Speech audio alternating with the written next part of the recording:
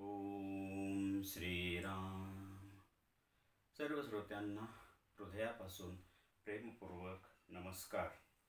श्रोते हो, आपण स्वामी विद्यानंद यांच्या भावार्थ रामायण संक्षिप्त या ग्रंथाच्या आधारे निर्माण झालेला मला भावलेले भावार्थ रामायण अर्थात आत्मपरायण हा ग्रंथ आपण पाहत आहोत. आज अरण्यकांडातील अध्याय 7वा. जटायूसह श्रीरामांचे पंचवटीत आगमन. ओम श्रीराम. गरुड आता हर्षभरीत झाला आहे, कारण त्याचे अमृत प्राप्तीचे लक्ष आता त्याच्या हातात आहे व अच्युत नाम मनात धरून तो कश्यप ऋषींना वंदन करतो आहे. त्यानंतर देव, दानव व मानव या सर्वाबरोबर युद्ध होते. गरुड एकटाच लढत आहे. त्याने सर्वांची शस्त्रास्त्रे गिळून टाकली आहेत. शेवटी विष्णुचक्र तेही तेजासहित गिळून टाकले आहे. मग सर्व देवांसहित श्री विष्णू गरुडास वर माग असे म्हणतात. तेव्हा गरुड म्हणतो की माझ्या पित्याच्या वराने मी संतुष्ट आहे. उलट गरुडच आपले शरीर श्री विष्णूंना समर्पित करतो व म्हणतो की माझे तन, मन व जीवासहित सर्वस्व अर्पण करत आहे. श्री विष्णू मग गरुडास म्हणतात की शंकर, इंद्र व यमादी सर्व देवांची जी शस्त्रास्त्रे तू गिळली आहेस ती त्यांना परत देऊन टाक. मग गरुड सर्व देवांची शस्त्रास्त्रे त्यांना परत देतो. म्हणजेच देव गरुडाला दृष्टी देतात व गरुड देवांना दृष्टी देतो व यातूनच तो दिव्यत्वाचा रांजण तयार होतो व ते दिव्यत्व म्हणजेच अमृत.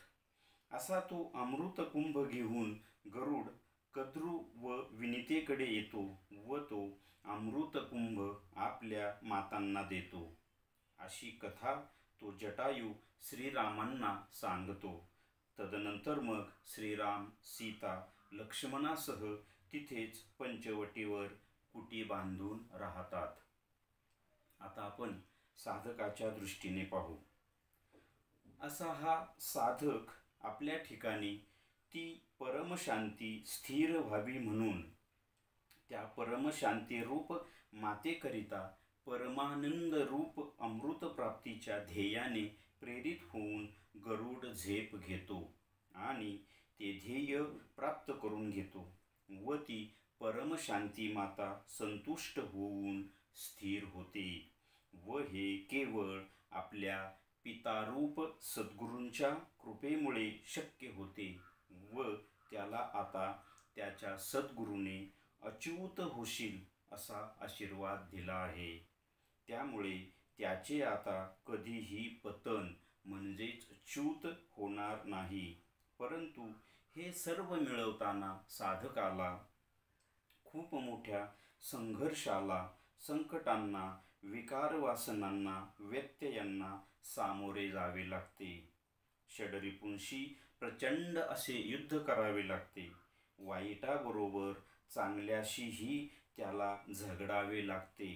कारण वाईट जसे वाट रोखून धरते तसेच चांगलेही गुंतवणूक वाढवते. म्हणून या दोघांच्याही पलीकडे जावे लागते.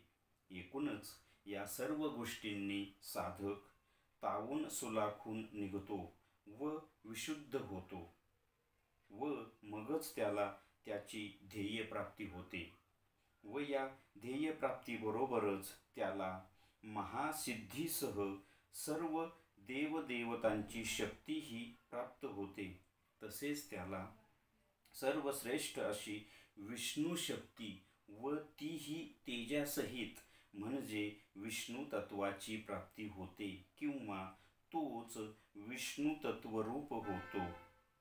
आता इथे या अध्यायातील एवढाच भाग आपण आज पाहणार आहोत. पुढील भागात उर्वरित भाग पाहणार आहोत. आता आपण या अध्यायाचे सार थोडक्यात पाहू. इथे कथेमध्ये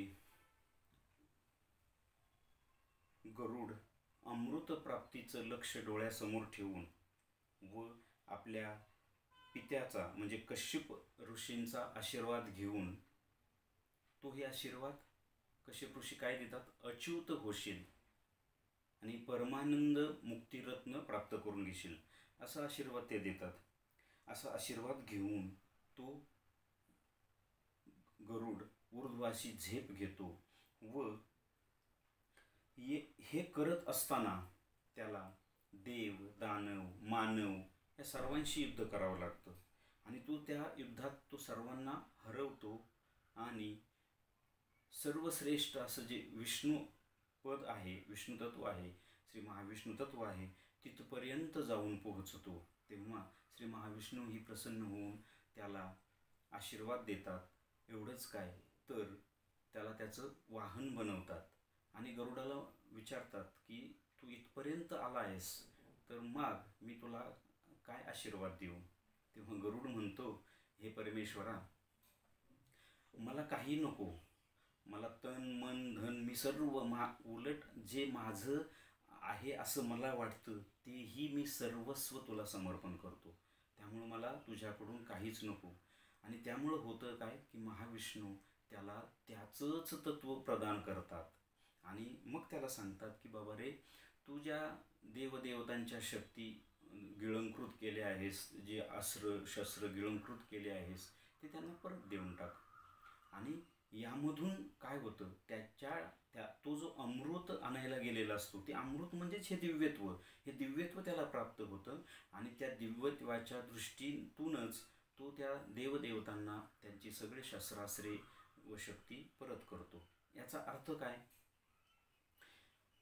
याचा अर्थ असा की तो त्या देवांना जी शक्ती देतो त्यातूनच ईश्वरीय कार्य करतो. आता हे साधकाच्या दृष्टीने कसं, साधकाच्या दृष्टीने जर पाहिलं तर साधक सद्गुरूंकडून अनुग्रहित होतो, तळमळीने साधना करतो, समर्पण करतो, सर्वस्व समर्पण करतो. इथे सर्वस्व समर्पण करावं लागेल, तेव्हा ती गरुड झेप घेता येईल किंवा तेव्हा ते ऊर्ध्व असं उड्डाण करता येईल किंवा हनुमंतांची जी उडी आहे ती घेता येईल.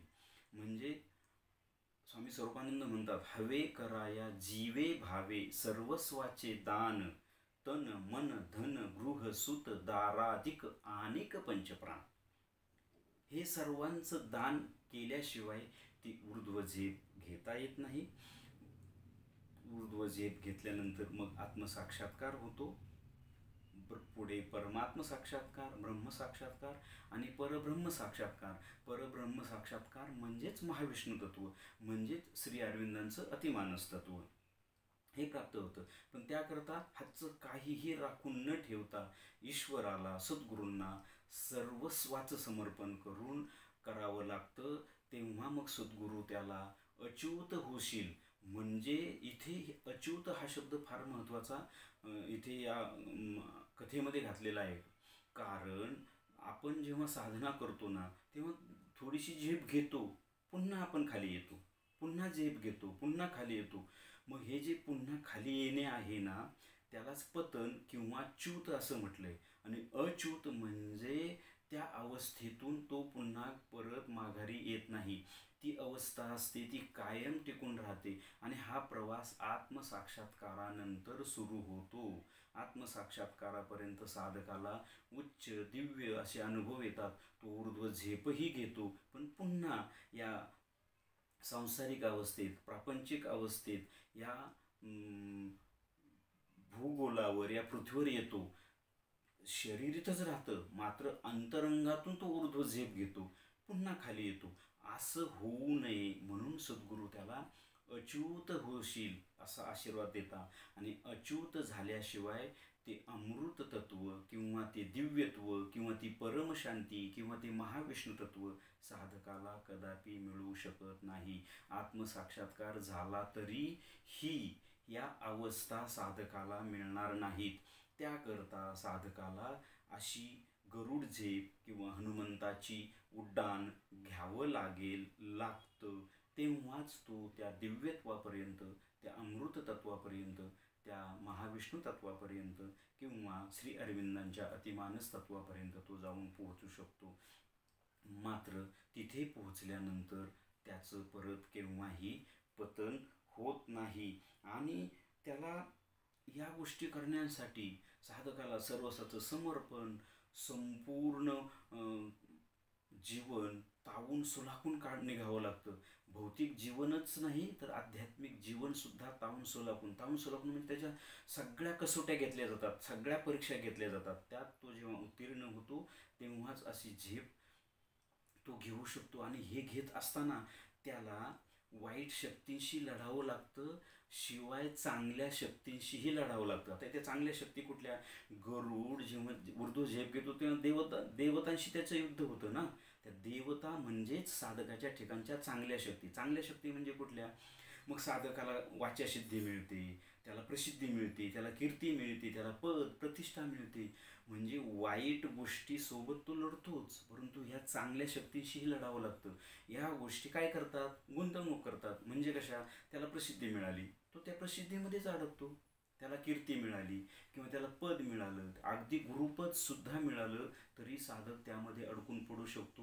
म्हणजे जी पुढची झेप घ्यायची आहे, पुढचं जे उड्डाण घ्यायचे आहे, जी ऊर्ध्व उत्क्रांतीची झेप घ्यायची आहे ती राहून जाते.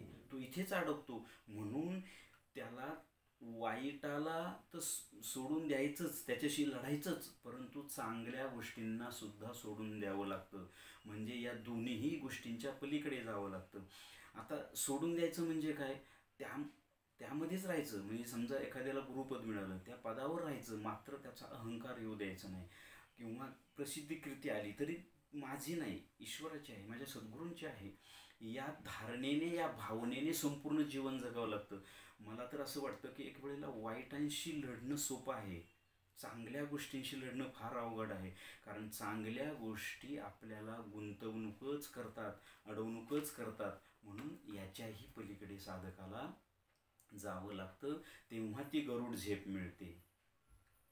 आता या अध्यायातील उर्वरित भाग आपण पुढल्या भागात पाहणार आहोत. श्रीरामार्पणमस्तु. हरिओम तत्सत. ब्रह्मार्पणमस्तु.